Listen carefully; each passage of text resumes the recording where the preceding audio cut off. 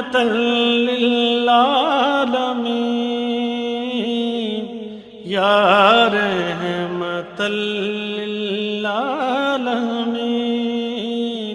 يا رحمة للعالمين.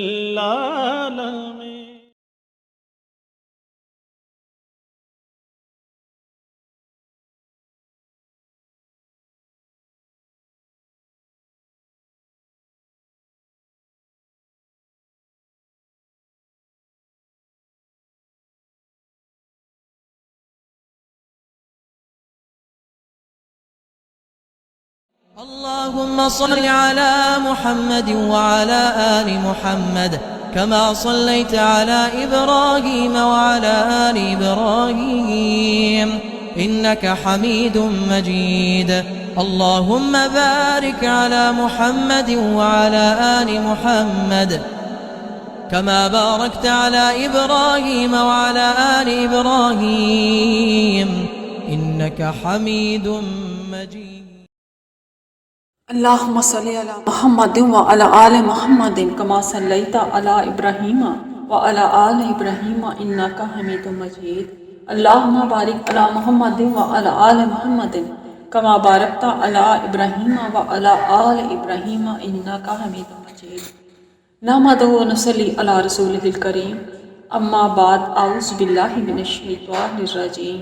بسم الله الرحمن الرحيم. رب اشرح لي صدري ويسر لي امری واحلل عقدۃ من لسانی یفقہوا قولی. السلام علیکم ورحمۃ اللہ وبرکاتہ. میرے معزز اور قابل قدر سامعین، میری آواز جہاں تک پہنچے اللہ تعالیٰ سب پر سلامتی نازل کرے.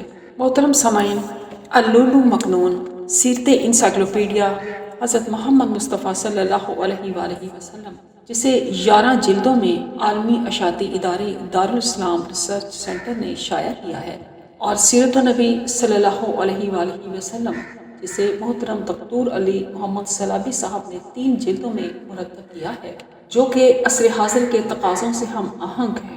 اور انسائکلوپیڈیا میں یہ بات بہت زیادہ کلیئر کرنے کی کوشش کی گئی ہے کہ نبی کریم صلی اللہ علیہ وآلہ وسلم کی زندگی کے ہر پہلو کو آپ کی خدمت اقدس میں پیش کیا جائے. لیکن یہ اتنی آسانی سے ممکن بھی نہیں ہو پائے گا، کیونکہ زندگیاں بیت گئیں، قلم ٹوٹ گئے. زندگیاں بیت گئیں، قلم ٹوٹ گئے. تیرے اوصاف کا ایک باب بھی پورا نہ ہو سکا. اس کے باوجود اپنی کم علمی، کم مائیگی، میں نے کوشش کی ہے کہ نبی کریم صلی اللہ علیہ وآلہ وسلم کی سیرت انسائکلوپیڈیا پہ ابھی بہت تھوڑا کام ہوا ہے، اور یوٹیوب پہ میری نظر سے نہیں گزرا کہ کسی نے نبی کریم صلی اللہ علیہ وآلہ وسلم کی سیرت انسائکلوپیڈیا کے اوپر کام کیا ہو. تو اس لیے میں نے سوچا کہ میں نبی کریم صلی اللہ علیہ وآلہ وسلم کے اسوہ حسنہ کو دیکھنے کے لیے، اپنی زندگی میں شامل کرنے کے لیے، اور آپ تمام لوگوں کی جہاں تک میری آواز پہنچے زندگیوں میں شامل کرنے کے لیے میں نے یہ قدم اٹھایا، اور آپ کے سامنے نبی کریم صلی اللہ علیہ وآلہ وسلم کی سیرت انسائکلوپیڈیا رکھنے کی سعادت حاصل کی. اس سے پہلے میں نے قرآن پاک کے 4 زبانوں میں ترجمے بھی کیے ہیں، پنجابی، اردو، چائنیز اور انگلش میں، جو کہ یوٹیوب پہ آپ دیکھ سکتے ہیں. معزز سامعین، میری اللہ تعالیٰ کی دی گئی توفیق سے التجا ہے، کوشش ہے کہ میں اور جہاں تک میری آواز پہنچے ہم سب ان انسانوں میں، ان بندوں میں شامل ہو جائیں جن کے بارے میں اللہ تعالیٰ نے بڑے فخر سے، بڑے مان سے یہ کہا کہ یہ میرے بندے ہیں، ان پر تیرا کوئی زور نہیں چل سکتا. یہ چند دن کی زندگی صرف ایک مہلت ہی تو ہے کہ اللہ تعالیٰ ہر انسان کو ایک آزمائش سے گزارتا ہے، صرف یہ جانچنے کے لیے کہ ان میں سے میرا بندہ کون سا ہے. بے شک اللہ تعالیٰ جانتے ہیں کہ جو ان کے بندے ہیں وہ انہی کے ہیں، لیکن اللہ تعالیٰ انسان کی مرضی کے پیچھے چلنا چاہتا ہے تاکہ روز حشر کو یہ نہ کہہ سکے کہ اللہ تعالیٰ جو کچھ ہوا آپ نے ہی کروایا، یہ تو ہماری تقدیر میں تھا. اس لیے اللہ تعالیٰ نے انسان کو اختیار کا اختیار دے دیا تاکہ وہ اپنی مرضی سے یہ فیصلہ کرے کہ مجھے اچھائی کی طرف جانا ہے یا برائی کی طرف. اور اس کے بیچ میں اللہ تعالیٰ نے صرف نیت اور اخلاص کو دیکھا ہے کہ آپ کسی کام کو کرنے کی کتنی نیت اور اخلاص رکھتے ہیں. اس کے بعد جو کچھ ہوتا ہے اس میں کوئی شک نہیں کہ وہ آسمانوں پہ پہلے سے طے شدہ ہے، لیکن انسانوں سے کس چیز کا سوال ہے، انسانوں کو کس چیز کا امتحان ہے؟ صرف اور صرف ارادے اور نیت کا اور اخلاص کا، کہ آپ نے کتنی کوشش کی تھی، اسی پہ ہمیں اجر ہے، اسی پہ ہمیں اللہ تعالیٰ کی رضا ملتی ہے، اور اسی کے اوپر وہ ہم سے خوش اور راضی ہوتا ہے۔ تو آپ سیرت انسائکلوپیڈیا کو جب اپنی زندگی میں شامل کریں گے تو اللہ تعالیٰ صرف یہی دیکھیں گے کہ آپ نے کس نیت اور کس اخلاص کے ساتھ نبی کریم صلی اللہ علیہ وآلہ وسلم کے بتائے راستوں کو اپنانے کی کوشش کی ہے۔ کوشش میں آپ کس حد تک کامیاب ہیں یہ آپ خدا پر چھوڑ دیں، لیکن جس حد تک آپ کو وسائل اللہ پاک نے دیے ہیں ان کو بروئے کار لائیں پورے اخلاص کے ساتھ، نتیجہ اللہ تعالیٰ کے اوپر چھوڑ۔ وہ انسان کو دیتے ہوئے نہیں تھکتا، لیکن انسان عبادات کرتے ہوئے ضرور تھک جاتا ہے۔ تو آپ سے جہاں تک ممکن ہو سکے آپ اخلاص اور نیت کے ساتھ نبی کریم صلی اللہ علیہ وآلہ وسلم کے بتائے راستوں کو اپنی زندگیوں میں شامل کر کے اس نیت کے ساتھ کہ ہم اللہ اور اس کے رسول کی اطاعت کر رہے ہیں اور ان کی خوشنودی کے لیے یہ کر رہے ہیں، بس اتنا سا کام اپنی زندگی میں شامل کریں۔ اللہ تعالیٰ مجھے اور جہاں تک میری آواز پہنچے سب انسانوں کو اس بات کی توفیق دے، کیونکہ نبی کریم صلی اللہ علیہ وآلہ وسلم صرف مسلمانوں کے نبی نہیں ہیں، وہ رحمت للعالمین ہیں، تمام انسانوں کے ساتھ ساتھ تمام مخلوقات کے ایک اندازے کے مطابق 18,000 سے زیادہ مخلوقات اور جہان ہیں۔ آپ صلی اللہ علیہ وآلہ وسلم ان تمام کے لیے رحمت للعالمین بنا کر بھیجے گئے ہیں۔ اللہ تعالیٰ ہمیں نبی کریم صلی اللہ علیہ وآلہ وسلم کے اسوہ حسنہ پر چلنے کی توفیق آمین یا رب العالمین۔ اس وقت معزز سامعین میرے پاس اللؤلؤ مکنون سیرت انسائکلوپیڈیا حضرت محمد مصطفیٰ صلی اللہ علیہ وآلہ وسلم کی جلد نمبر 16 ہے۔ بسم اللہ الرحمن الرحیم۔ الحمدللہ نحمدہ ونستعینہ ونستغفرہ ونعوذ باللہ من شرور انفسنا ومن سیئات اعمالنا من یہدہ اللہ فلا مضل لہ ومن یضلل فلا ہادی لہ واشہد ان لا الہ الا اللہ وحدہ لا شریک لہ واشہد ان محمدا عبدہ ورسولہ۔ ہم اس سے پہلے حضرت ابوبکر کے بارے میں سن رہے تھے کہ ان کی شخصیت کے بارے میں جان رہے تھے کہ انہوں نے اسلام کی خاطر کیا کیا۔ اب وہی سلسلہ جاری ہے، ہم آگے چلتے ہیں۔ اسلام کے راستے میں آنے والی ہر مصیبت کا مقابلہ کرنے کے لیے ابوبکر صدیق رضی اللہ تعالیٰ عنہ ہمیشہ نبی اکرم صلی اللہ علیہ وآلہ وسلم کے ساتھ رہے، ہجرت میں بھی آپ کے شانہ بشانہ رہے، تمام غزوات میں شرکت کی۔ 9 ہجری میں رسول اللہ صلی اللہ علیہ وآلہ وسلم نے انہیں مسلمانوں کا پہلا امیر حج مقرر کیا۔ ابوبکر رضی اللہ تعالیٰ عنہ رسول اللہ صلی اللہ علیہ وآلہ وسلم کی مبارک زندگی ہی میں آپ کے مسلح کے وارث قرار پائے۔ آپ ہی مسلمانوں کے پہلے خلیفہ ہیں۔ 12 ربیع الاول 11 ہجری کا مطابق 28 مئی 632 بروز پیر مسجد نبوی میں آپ کی بیعت کی گئی۔ رسول اللہ صلی اللہ علیہ وآلہ وسلم کی وفات کے بعد بعض قبائل مرتد ہو گئے تو آپ نے بڑی استقامت اور پامردی سے اس فتنے کی سرکوبی کی۔ ابوبکر رضی اللہ تعالیٰ عنہ 7 جمادی الاخر 13 ہجری 634 کو بیمار ہوئے۔ آپ نے مسند خلافت پر سیدنا عمر رضی اللہ تعالیٰ عنہ کو فائز کرنے کی وصیت فرمائی اور 22 جمادی الاخر 13 ہجری 634 بروز پیر مغرب اور عشاء کے درمیان 63 سال کی عمر میں اپنے خالق حقیقی سے جا ملے۔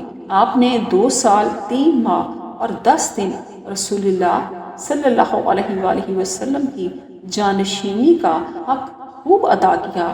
رسالت مآب صلی اللہ علیہ وآلہ وسلم کے بعد آپ امت مسلمہ کی سب سے بڑی شخصیت تھے۔ اب ہم پڑھتے ہیں سیدنا علی بن ابو طالب رضی اللہ تعالیٰ عنہ۔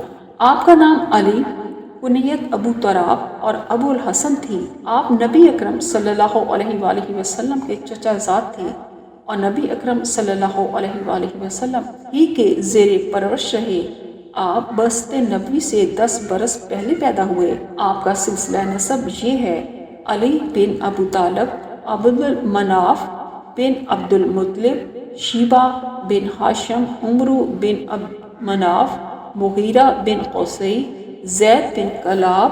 آپ کی والدہ ماجدہ فاطمہ بنت اسد بن ہاشم بن عبد مناف مسلمان ہو گئیں۔ سیدہ رقیہ کے بدن سے آپ کی والدہ ماجدہ فاطمہ بنت اسد بن ہاشم بن عبد مناف مسلمان ہو گئی تھیں۔ انہوں نے نبی صلی اللہ علیہ وآلہ وسلم کی زندگی ہی میں وفات پائی۔ آپ کا رنگ گندمی تھا، بڑی بڑی خوبصورت آنکھیں، قد قدرے چھوٹا اور پیٹ بڑا تھا۔ سر کے اگلے حصے پر بال نہیں تھے، بقیہ حصے پر گھنے بال تھے۔ داڑھی چوڑی تھی، داڑھی اور سر کے بال سفید تھے۔ بچوں میں سب سے پہلے آپ ہی نے اسلام قبول کیا۔ ان کے اسلام کا واقعہ اس طرح ہے کہ ایک دن آپ آئے تو دیکھا کہ رسول اللہ صلی اللہ علیہ وآلہ وسلم اور سیدہ خدیجہ رضی اللہ تعالیٰ عنہا دونوں نماز پڑھ رہے ہیں۔ حضرت علی رضی اللہ تعالیٰ عنہ نے رسول اکرم صلی اللہ علیہ وآلہ وسلم سے دریافت کیا: اے محمد، یہ کیا عمل ہے؟ آپ صلی اللہ علیہ وآلہ وسلم نے بتایا: یہ اللہ کا منتخب کردہ دین ہے، یہی دین دے کر اس نے اپنے رسول کو بھیجا ہے۔ میں تمہیں ایک اللہ کی طرف بلاتا ہوں کہ صرف اسی کی عبادت کرو اور لات اور عزیٰ کا انکار کر دو۔ سیدنا علی رضی اللہ تعالیٰ عنہ نے جواب دیا: آپ نے یہ ایسی بات فرمائی ہے جو میں نے اب سے پہلے کبھی نہیں سنی۔ میں اس بارے میں اس وقت تک کوئی فیصلہ نہیں کر سکتا جب تک اپنے ابا جان سے مشورہ نہ کر لوں۔ رسول اللہ صلی اللہ علیہ وآلہ وسلم کو یہ بات پسند نہ آئی۔ آپ صلی اللہ علیہ وآلہ وسلم چاہتے تھے کہ آپ کا منصب اور دین اسلام کی دعوت سر عام واضح ہونے سے پہلے ہی آپ کا راز فاش نہ ہو۔ چنانچہ آپ نے تاکید فرمائی: اے علی، اگر تم اسلام نہیں لاتے تو اس بات کو پوشیدہ ہی رکھو۔ علی رضی اللہ تعالیٰ عنہ اس رات خاموش رہے۔ پھر اللہ تعالیٰ نے ان کے دل میں اسلام کی حقانیت روشن کر دی۔ وہ اگلے روز ہی رسول اللہ صلی اللہ علیہ وآلہ وسلم کی خدمت میں حاضر ہوئے اور اسلام قبول کر لیا۔ جب آپ نے اسلام قبول کیا تو اس وقت آپ کی عمر کتنی تھی؟ اس بارے میں مختلف اقوال ہیں، لیکن راجح قول یہی ہے کہ اس وقت آپ کی عمر 10 سال تھی۔ آپ چوتھے خلیفہ راشد تھے۔ حضرت عثمان بن عفان رضی اللہ تعالیٰ عنہ کو سبائیوں خوارج نے شہید کر دیا۔ یہ نہایت بدتنیت اور بدقماش لوگ تھے، مختلف علاقوں سے آئے تھے۔ ان کی آمد نے دین اسلام کے اجلے دامن کو خون کے چھینٹوں سے رنگین کر دیا۔ انہوں نے سیدنا عثمان رضی اللہ تعالیٰ عنہ کو بغاوت اور ظلم و زیادتی کے انتہائی صفاقانہ حربے بروئے کار لا کر شہید کر دیا۔ یوں تیسرے خلیفہ برحق کی شہادت سے مسند خلافت خالی ہو گئی۔ اس موقع پر مدینہ میں جتنے بھی صحابہ اکرام موجود تھے، انہوں نے سیدنا علی بن ابی طالب رضی اللہ تعالیٰ عنہ کے ہاتھ پر 25 ذو الحجہ 35 ہجری 655 کو بیعت کر لی۔ بیعت میں وہ لوگ بھی شامل تھے جو قتل عثمان رضی اللہ تعالیٰ عنہ میں پیش تھے۔ حضرت علی رضی اللہ تعالیٰ عنہ خلافت کے چنداں خواہشمند نہیں تھے اور خلافت کی پیشکش کو بار بار مسترد کر رہے تھے، لیکن عالی قدر صحابہ اکرام رضی اللہ عنہ کے مسلسل اصرار کی وجہ سے آپ نے یہ عظیم ذمہ داری قبول کرنے پر رضامند ہو گئے۔ حضرت عثمان رضی اللہ تعالیٰ عنہ کی انتہائی دردناک شہادت کی وجہ سے مدینہ کی فضا بے حد سوگوار، بہت کشیدہ اور پرآشوب تھی۔ جوں جوں دن گزرتے گئے، شورش میں اضافہ ہوتا گیا۔ آپ کی خلافت کے دوران جنگ جمل اور جنگ صفین جیسے المناک مارکے برپا ہوئے، ان میں ہزاروں مسلمان شہید ہو گئے۔ آپ کے دور میں فرقہ خوارج کا ظہور ہوا۔ ان کا خیال تھا کہ سیدنا علی، سیدنا معاویہ اور سیدنا عمرو بن عاص نے ملت اسلامیہ کا امن تباہ کر دیا ہے، لہٰذا انہوں نے اتفاق رائے سے فیصلہ کیا کہ ان تینوں حضرات کو ختم کر دیا جائے۔ عبد الرحمن بن ملجم نے سیدنا علی بن ابی طالب رضی اللہ عنہ کو، برق بن عبداللہ نے سیدنا معاویہ بن ابی سفیان رضی اللہ تعالیٰ عنہ کو اور عمرو بن بکر نے سیدنا عمرو بن عاص رضی اللہ تعالیٰ عنہ کو شہید کرنے کا بیڑا اٹھایا۔ 17 رمضان المبارک کو ان تینوں حضرات پر قاتلانہ حملہ ہوا۔ حضرت معاویہ اور حضرت عمرو بن عاص رضی اللہ تعالیٰ عنہ بوجہ بچ گئے، لیکن سیدنا علی رضی اللہ تعالیٰ عنہ فجر کی نماز کے لیے مسجد میں تشریف لائے تو عبد الرحمن بن ملجم آپ کی کھات میں چھپا بیٹھا تھا۔ اس بدبخت نے آپ پر زہر آلود خنجر کے پے در پے کئی وار کیے، جن سے آپ محفوظ نہ رہ سکے۔ زخم کاری تھا، خنجر بھی زہر آلود تھا، جان بز ہونے کی امید کم تھی۔ زہر لمحہ بلمحہ اثر دکھا رہا تھا، چنانچہ آپ 3 روز موت و حیات کی کشمکش میں مبتلا رہ کر 20 رمضان المبارک 40 ہجری 661 کو انتقال فرما گئے۔ آپ کی مدت خلافت 4 سال 9 ماہ تھی۔ سیدنا زید بن حارثہ رضی اللہ تعالیٰ عنہ، سیدنا زید رضی اللہ تعالیٰ عنہ کا نسب یہ ہے: زید بن حارثہ بن شراحیل بن کعب بن عبد العزیٰ بن عمرو قیس قلبی رضی اللہ تعالیٰ عنہ۔ یہ نبی کریم صلی اللہ علیہ وآلہ وسلم کے چہیتے، آپ کے آزاد کردہ غلام اور ابتدائی اسلام میں منہ بولے بیٹے تھے۔ انہوں نے نبی کریم صلی اللہ علیہ وآلہ وسلم کو اپنے والد، چچا اور اہل قبیلہ پر ترجیح دے کر آپ ہی کے ساتھ رہنے کا فیصلہ کیا۔ یہ فیصلہ دنیا و آخرت میں آپ کی کامیابی اور سرخ روئی کا پیش خیمہ ثابت ہوا۔ اسلام قبول کرنے والوں میں آپ تیسرے شخص تھے۔ سیدنا عثمان بن عفان رضی اللہ تعالیٰ عنہ، آپ کا نام عثمان، والد کا نام عفان اور والدہ کا نام عروہ تھا۔ زمانہ جاہلیت میں آپ کی کنیت ابو عمرو تھی۔ جب سیدنا رقیہ رضی اللہ تعالیٰ عنہ کے بطن سے آپ کا بیٹا عبداللہ پیدا ہوا تو آپ نے ابو عبداللہ کی کنیت اختیار کر لی۔ نبی صلی اللہ علیہ وآلہ وسلم کی 2 صاحبزادیاں یکے بعد دیگرے ان کے نکاح میں آئیں، لہذا ان کا لقب ذوالنورین، 2 نوروں والا پڑ گیا۔ والد کی طرف سے آپ کا نسب اس طرح ہے: عثمان بن عفان بن ابو العاص بن امیہ بن عبد شمس بن عبد مناف بن قصی بن کلاب قرشی اموی رضی اللہ تعالیٰ عنہ۔ گویا آپ کا نسب 5ویں پشت میں نبی اکرم صلی اللہ علیہ وآلہ وسلم کے جد امجد عبد المناف سے جا ملتا ہے۔ والدہ کی طرف سے سلسلہ نسب یہ ہے: عروہ بنت قریس بن ربیعہ بن حبیب بن عبد شمس بن عبد مناف۔ یوں ماں کی طرف سے آپ کا نسب 6ٹی پشت میں نبی صلی اللہ علیہ وآلہ وسلم کے جد امجد عبد المناف سے جا ملتا ہے۔ آپ کی والدہ ماجدہ مسلمان ہو گئی تھی۔ سیدنا عثمان بن عفان رضی اللہ تعالیٰ عنہ کی نانی ام حکیم بیضہ بنت عبد المطلب رسول اللہ صلی اللہ علیہ وآلہ وسلم کی حقیقی پھوپھی تھیں۔ آپ واقعہ فیل کے 6 سال بعد پیدا ہوئے۔ آپ بہت خوبصورت اور خوبصورت تھے۔ سرخی مائل سفید رنگ، نرم جلد، خوبصورت چہرہ، مضبوط جوڑوں والے کندھے، چوڑا سینہ، گھنے بال، لمبی داڑھی اور قد درمیانہ تھا۔ آپ عشرہ مبشرہ میں شامل تھے۔ آپ نے حبشہ کی طرف 2 مرتبہ ہجرت کی۔ آپ کا بہت بڑا شرف اور امتیاز یہ ہے کہ نبی اکرم صلی اللہ علیہ وآلہ وسلم کی 2 بیٹیاں یکے بعد دیگرے آپ کے عقد میں آئیں۔ اہل علم فرماتے ہیں عثمان رضی اللہ تعالیٰ عنہ کے علاوہ پوری انسانی تاریخ میں کوئی ایسا خوش نصیب فرد نہیں ہے جس کے عقد میں کسی نبی کی یکے بعد دیگرے 2 بیٹیاں آئی ہوں۔ عثمان رضی اللہ تعالیٰ عنہ اپنی زوجہ محترمہ رقیہ بن رسول اللہ صلی اللہ علیہ وآلہ وسلم کی بیماری کی وجہ سے غزوہ بدر میں شریک نہ ہو سکے، لیکن رسول اللہ صلی اللہ علیہ وآلہ وسلم نے ان سے فرمایا: اِنَّا لَكَ أَجْرَ رَجْلٍ مِّمَّنْ شَهِدَ بدرًا وَسَحْمًا، بلا شبہ تمہارے لیے بدر میں شریک ہونے والے آدمی کے برابر اجر اور مال غنیمت کا حصہ ہے۔ بیعت رضوان بھی سیدنا عثمان رضی اللہ تعالیٰ عنہ کی وجہ سے ہوئی تھی۔ رسول اللہ صلی اللہ علیہ وآلہ وسلم نے انہیں کفار قریش کی طرف بطور سفیر مکہ روانہ فرمایا۔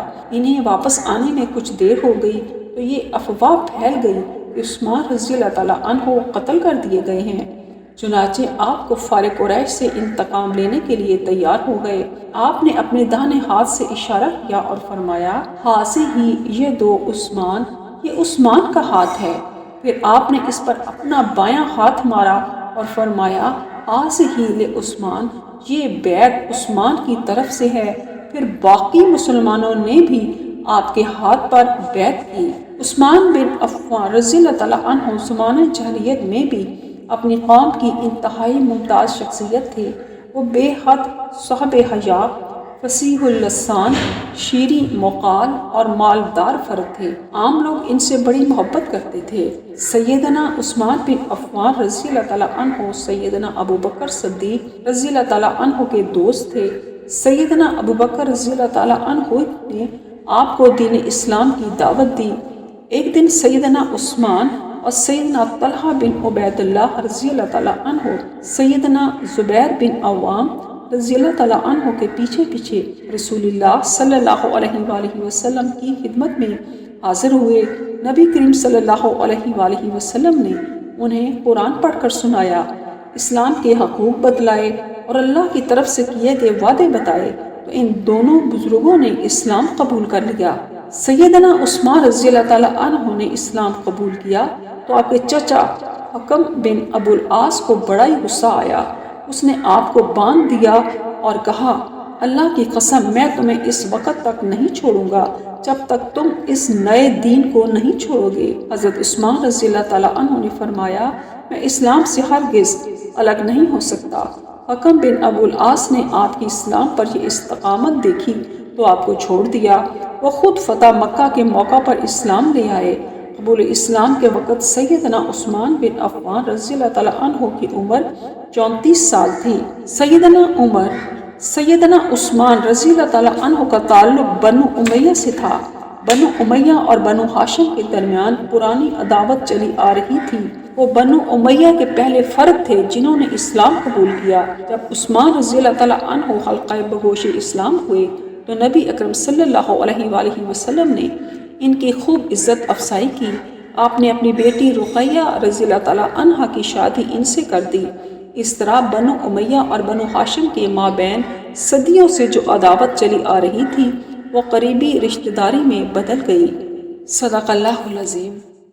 اللهم صل على محمد وعلى آل محمد كما صليت على إبراهيم وعلى آل إبراهيم إنك حميد مجيد اللهم بارك على محمد وعلى آل محمد كما باركت على إبراهيم وعلى آل إبراهيم إنك حميد مجيد